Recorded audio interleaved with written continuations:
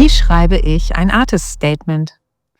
Das Artist Statement beschreibt den Kern deiner künstlerischen Arbeit. Also was bewegt dich und wie sieht es aus?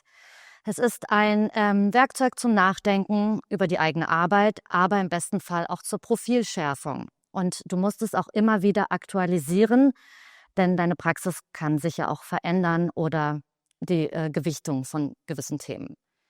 Es ist kurz und knapp, es ist ein Statement. Wenige Sätze reichen schon, bis zu vielleicht maximal 200 Wörtern, aber je kürzer, desto besser.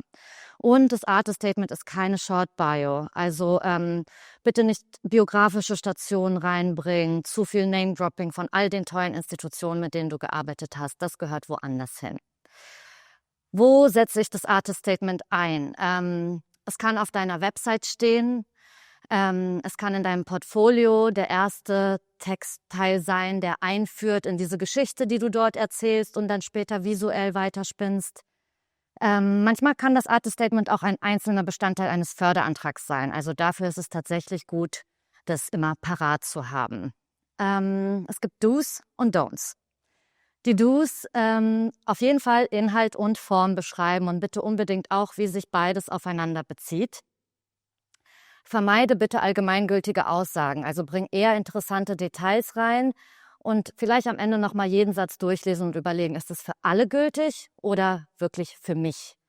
Und sprich mit deiner eigenen Stimme, bleib ganz bei dir. Also erste Person Singular, Ich-Form würde ich empfehlen, aber es ist eine reine Stilfrage, wenn dir die dritte Person Singular dann doch besser gefällt.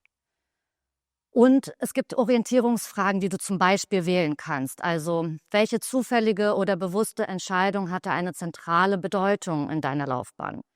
Welche Momente haben vielleicht was künstlerisch bei dir verändert? Das könnten erste Fragen sein. Und die Don'ts? Buzzwords. Ich glaube, das sagen alle beim Thema Text. So Buzzwords wie immersiv oder Anthropozän. Bitte nur benutzen, wenn du es wirklich aus deiner Praxis her gut erklären kannst oder eben nicht.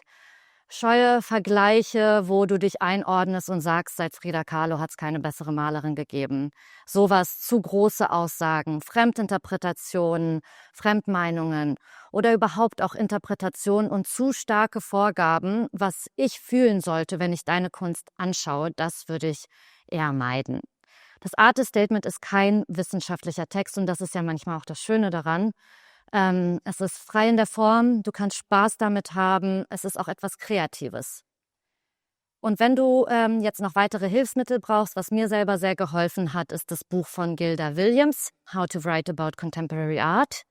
Das hat mich während meines Studiums schon durchgebracht und auch kollegiales Feedback. Also wenn wir in der Wissenschaft mit Peer Review arbeiten, dann darfst du das in der Kunst auch und dir auch mal Feedback einholen, vielleicht ja sogar fachfremdes.